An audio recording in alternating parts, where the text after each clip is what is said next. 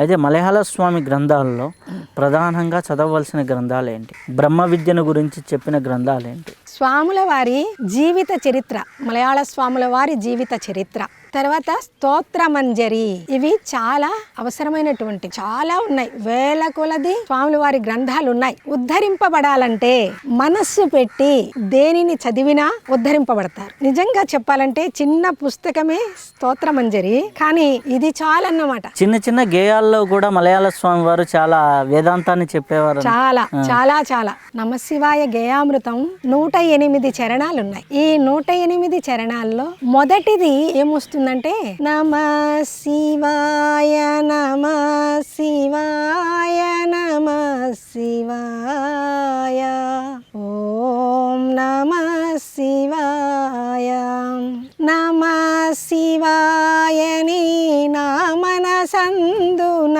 నభినుతి చేసేదనను కడ తీర్చుము. అలాంటి చరణాలు 108. 108లో నాకు ఆ చిన్నతనంలో నచ్చింది ఒకే ఒక్కటి ఏంటంటే, డబ్బు కొరకు నిన్ను చేరగలేదయా, మబ్బు తొలంగెడు మార్గమేదయా.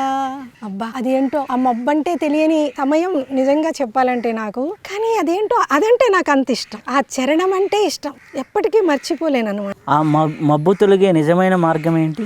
అదే అజ్ఞానం తొలగడం. ఆ మార్గం ఏమిటి అంటే మనస్సే. ఇక్కడ మబ్బుని తొలగించాల్సింది మనసే తొలగించాలి. దేని యందు ఉంచే మనస్సును ఉంచవలసిన చోట దాని స్థానమైనటువంటి నిజమైన స్థానం పరమాత్మ స్థానం ఒక్కటే. అక్కడ ఉంచగలిగితే ఏ మబ్బులు ఉండవు,